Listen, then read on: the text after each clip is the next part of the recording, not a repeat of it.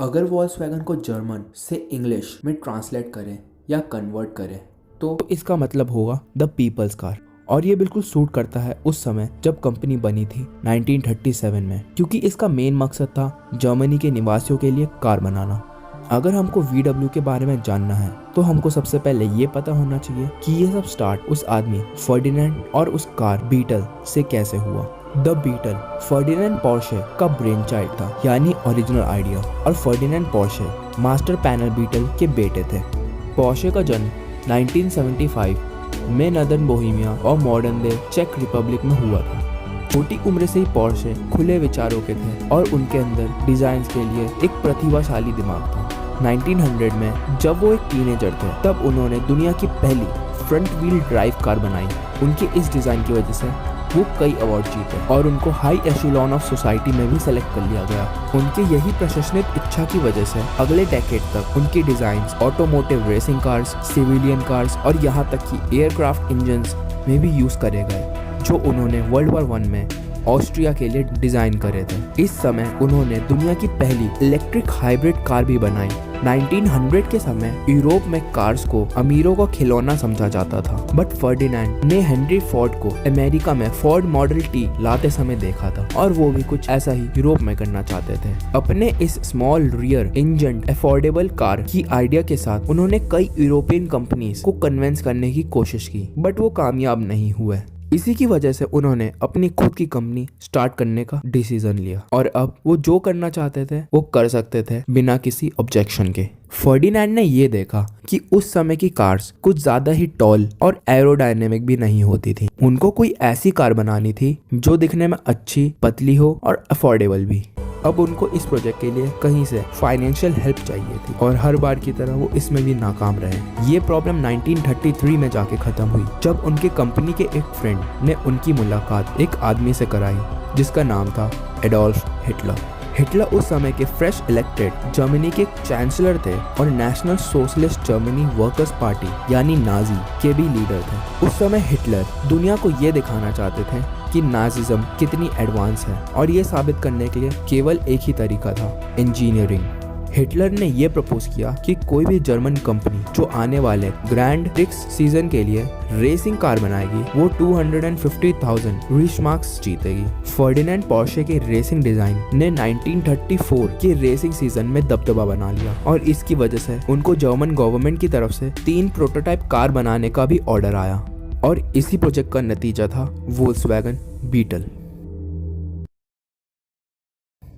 The beetle का motive speed या beauty नहीं था, इसलिए इसकी top speed 100 kilometre per hour और प्राइस $390 थी। इसका बस एक ही काम था, पीपल को रिलायबल और इकोनॉमिकल मूव करवाना। इस कार को एक नए फर्म में से बनवाया जाएगा जो कि जर्मन लेबर फ्रंट ने 1937 में बनवाया था और वो फर्म था द वोल्क्सवैगन। द बीटल या the strength through Joy car के उस समय 300,000 ऑर्डर्स आए थे, बट ये किसी को नहीं पता था कि उस समय दुनिया को अब तक का सबसे बड़ा झटका लगने वाला है। 1939 को हिटलर ने पोलैंड पर कब्जा किया और वर्ल्ड वॉर 2 स्टार्ट हुआ। इस समय केवल कुछ कार ही बनी थी और एक भी कस्टमर को डिलीवर नहीं हुई थी। जर्मनी पूरी तरफ से कंगाल हो गई थी और अपना सारा ध्यान वर्ल्ड वॉर 2 पर लगा दिया और वोल्क्सवैगन फैक्ट्री मिलिट्री के लिए कार्स बनाने लगी। क्योंकि वोल्क्सवैगन मिलिट्री के लिए व्हीकल्स बना रही थी, उसी की वजह से फैक्ट्री एक मेजर बॉम्बिंग टारगेट बन चुका था। जब 1945 में वर्ल्ड वॉर खत्म हुआ तो वोल्क्सवैगन फैक्ट्री पूरी तरह से उजड़ चुकी थी।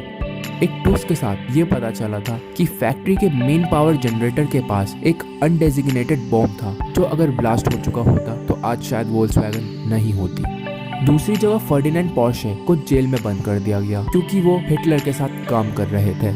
मेजर आइवन हर्स्ट जो कि ब्रिटिश आर्मी के थे, उन्होंने बॉम्ब्ड वोल्क्सवैगन फैक्ट्री का कंट्रोल संभाला और सारा कुछ फिर स्टार्ट करा और अब फाइनली पहली बीटल प्रोडक्शन लाइन से बनना स्टार्ट हो गई। पहली बीटल्स जर्मनी पोस्टल सर्विस के लिए बनाई जाने लगी। इसी समय फोर्ड कंपनी को वोल्क्सवैगन फ्री ऑफ कॉस्ट लेने का ऑफर आया था, पर उन्होंने इनकार कर दिया क्योंकि उनको ये लगा कि वोल्क्सवैगन का अब कुछ काम नहीं है और वो बेकार है। 1948 के समय फर्डिनेंड का अब कोई डायरेक्ट इन्वॉल्वमेंट नहीं था द बीटल्स के साथ, पर अब वो अपने नए प्रोजेक्ट के लिए काम करना शुरू कर दिए, the Porsche 356।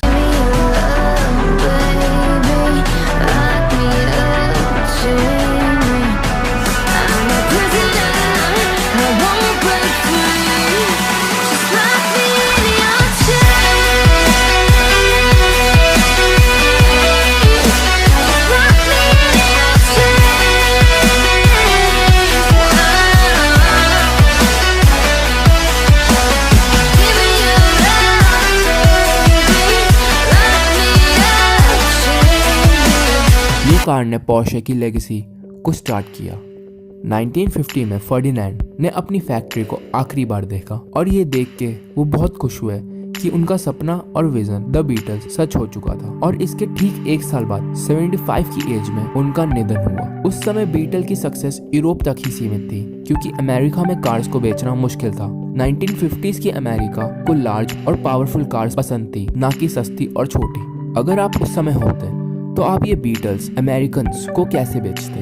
Clever and honest advertising, इसी की वजह से उन्होंने कामयाबी हासिल की। लेकिन असली मंजूरी तब मिली जब कार रिटेलर्स को एक जैगुआर के बदले में 3 बीटल्स मिले। उस समय जैगुआर अमेरिका में कुछ ज्यादा ही डिमांड में था। जब अमेरिकन ने द बीटल्स देखा तो वो ये पसंद करने लगे और जैगुआर एक साइड शो ही बन के रह गया। इन सब की वजह से बीटल्स को वर्ल्ड वाइड रिकॉग्निशन मिली उसकी रिलायबिलिटी और हाई स्टैंडर्ड इंजीनियरिंग की वजह से। 1955 में वोल्क्सवैगन ने 1 मिलियन बीटल्स की प्रोडक्शन की। इस बीटल्स की सक्सेस की वजह से वोल्क्सवैगन ने ऑडी को भी एक्वायर किया 1965 में। पर यह फीवर 1973 में कम हो चुका था, उनकी सेल्स कम हो चुकी थी, जिसकी वजह से VW ने न्यू जनरेशन कार्स बनानी स्टार्ट कर दी, पसाट, गोल्फ और पोलो।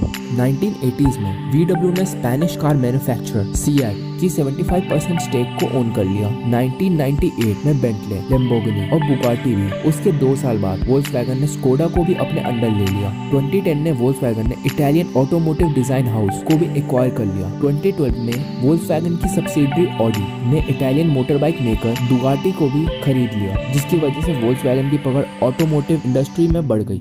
आज की डेट में वोल्क्सवैगन दुनिया की सबसे बड़ी और महत्वपूर्ण कंपनी बन चुकी है। इसकी मार्केट कैपिटलाइजेशन नवंबर 2016 के हिसाब से $63.8 बिलियन है और ये यूरोप की ऑटोमोटिव मार्केट में भी सबसे ज्यादा मार्केट शेयर्स वाली कंपनी है। 2015 में ही सिर्फ वोल्क्सवैगन ने 9.9 मिलियन मोटर व्हीकल्स की प्रोडक्शन की, जिसका मतलब है कि हर मिनट 19 कार्स की प्रोडक्शन। ये सेकेंड लार्जेस्ट मैन्युफैक्चरर है पूरी दुनिया में, टोयोटा के बाद। इस वीडियो के पहले बताए जाने वाले कार्स को छोड़कर वोल्क्सवैगन ने ट्रक्स और पोर्शे को भी ओन करा है। टोटल देखा जाए तो इसके 340 सब्सिडरीज है। कंपनी में 610,000 एम्प्लॉयज है, जिसमें से केवल फोर्ड और जनरल मोटर्स को मिला के 448,000 एम्प्लॉयज है। और वोल्क्सवैगन की सबसे बड़ी कॉम्पिटिटर टोयोटा की 346,000 एम्प्लॉयज है, जो कि वोल्क्सवैगन का हाफ है। वोल्क्सवैगन की वर्कफोर्स ऑस्ट्रेलिया, इटली, क्रोएशिया और नॉर्वे की आर्म फोर्स से भी ज्यादा है। तो इसके साथ हम इस वीडियो के एंड पर भी आ चुके हैं। तो यार आज के लिए बस इतना ही। अगर आपको इसी तरह की और वीडियो देखना है तो हमारे चैनल आइडिया क्रिएशंस को सब्सक्राइब करो। और अगर आप किसी ऐसे कार लवर को जानते हो जिसको ये जानकारी जाननी जरूरी है तो यार शेयर करो। एंड हाँ, वीडियो को लाइक करना ना भूले। This is me from idea creations signing off. Cheers.